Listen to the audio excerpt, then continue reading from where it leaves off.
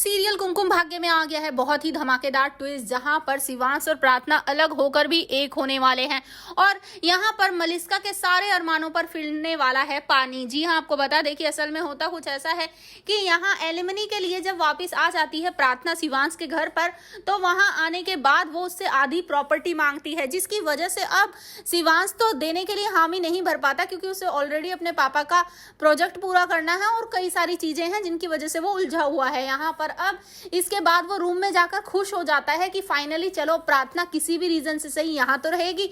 उसके बाद दूसरी तरफ प्रार्थना की माँ और बहन भी यहीं रहने वाले हैं और यहीं पर अब सोनालिका प्लान बनाती है कि वो अब इन लोगों को टॉर्चर करेगी, परेशान करेगी, ताकि ये लोग खुद ही घर छोड़कर चले जाएं। लेकिन भाई अब इसमें वो कामयाब नहीं हो पाएगी, क्योंकि इस बार उसके सामने प्रार्थना नहीं है बल्कि प्रार्थना की चालाक माँ है।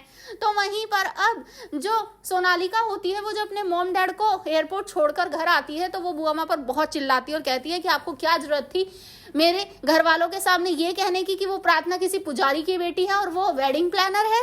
जिसके बाद पता है उन्होंने क्या कहा? उन्होंने कहा कि सारे रिचुअल्स अब प्रार्थना ही अरेंज करेगी मेरी शादी के, क्योंकि वो इतनी सीधी सिंपल है। जिसकी वजह से अब यहाँ पर सोनालिका को बहुत ही गुस्सा आता है। बुआ माँ भी चिल्लाकर कह देती है कि अगर तुम्हें इतनी ही दिक्कत थी तो खुद एक बहाना बना लेती ना, मैंने तो तुम्हें ही बचाने के लिए सब कहा, बता देती अपनी माँ को सारा सच। जिसके बाद अब सोनालिका और बुआ माँ में काफी बहस हो जाती है। यहाँ पर अब सोनालिका गुस्से में पहुंच जाती है शिवांश के रूम में और उससे जाकर कहती है कि जो उस लड़की को चाहिए देकर निकाल क्यों नहीं देते इस घर से। जिसके बाद अब शिवांश कहता है मैं नहीं निकाल सकता, मैं क्या कोई नहीं निकाल सकता। जिसके बाद अब यहाँ पर सोनालिका कहती है कोई बात नहीं, अगर तुम पैसे नहीं देना चाहते तो मैं दे देती हूँ 10 लाख 50 लाख 1 करोड़ कितने चाहिए उसे बताओ, मैं उसके मुंह पर मारूंगी। जिसके बाद अब शिवांश कहता है तुम रहने दो, तुम नहीं कर पाओगी, क्योंकि उसने मेरी प्रॉपर्टी का आधा हिस्सा मांगा है, समझ आया तुम्हें? जिसे सुनने के बाद अब यहाँ पर सोनालिका शॉक्ड रह जाती है। कहती है कि उसे पता भी है कि तुम्हारी प्रॉपर्टी के जितने पैसे हैं उसमें कितने जीरो लगते हैं। जिसके बाद अब यहाँ पर शिवांश को गुस्सा तो बहुत आता है, लेकिन वो कुछ नहीं बोलता।